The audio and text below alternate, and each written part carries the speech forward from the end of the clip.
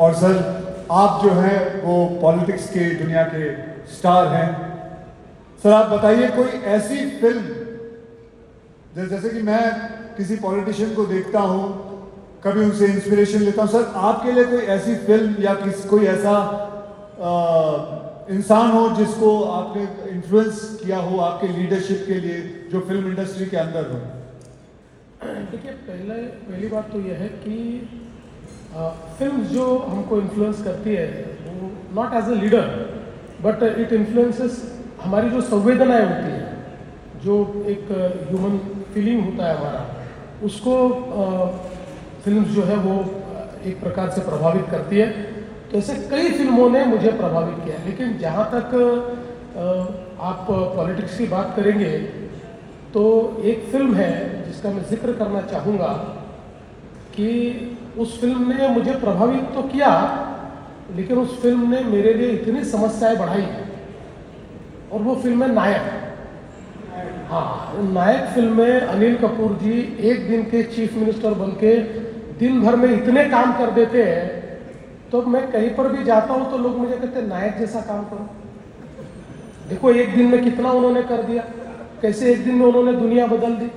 तो मुझे एक दिन अनिल कपूर जी मिल गए, मैंने उनको कहा क्यों बनाए हुए नायक, आप नायक और हम नालायक, ऐसा लोगों को लगने लग गया। एक दिन में इतनी सारी चीज़ें कैसे आपने कर दी उसके अंदर। तो मुझे ऐसा लगता है कि एक बेंचमार्क सेट करने का काम उसने किया है।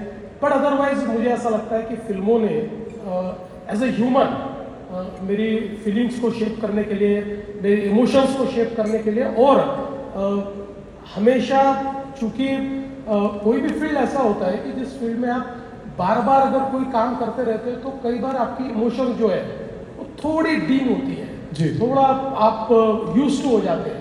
तो उन इमोशंस को जिंदा रखने का काम ये फिल्मों ने किया है। और मैं ऐसा मानता हूँ कि फिल्म देखने के बाद मैं वही एक नॉर्मल आदमी बन जाता हूँ जो मैं सालों से हूँ।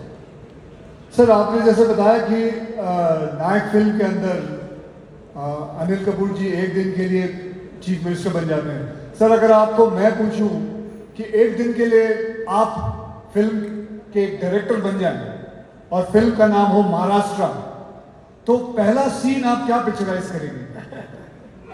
मुझे ऐसा लगता है कि अगर महाराष्ट्र पे फिल्म बनती है तो पहला सीन होगा जिसमें छत्रपति शिवाजी महाराज ये राज्याभिषेक के लिए बैठे होंगे और इतने सालों की गुलामी के बाद फिर एक बार स्वराज्य का निर्माण, यही उसका पहला सीन है।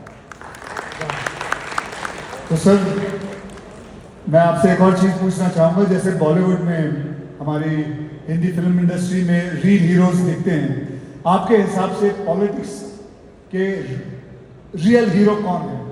देखिए, आज अगर हम लोग भारत को अगर हम देखें तो भारत के इस पूरे पॉलिटिकल हिस्ट्री में हमको रियल हीरो के रूप में हमारे प्रधानमंत्री नरेंद्र मोदी जी दिखाई देते हैं। और वो इसलिए दिखाई देते हैं कि he has walk the talk. जो चीज़ें हम लोग कहते थे, भारत से गरीबी हटाओ का नारा ये लगातार लगता रहा, लेकिन 10 साल में 25 करोड़ लोगों को गरीबी से बाहर निकालने का काम ये मोदी जी ने करके दिखाया। हम लोग फ्रेजाइल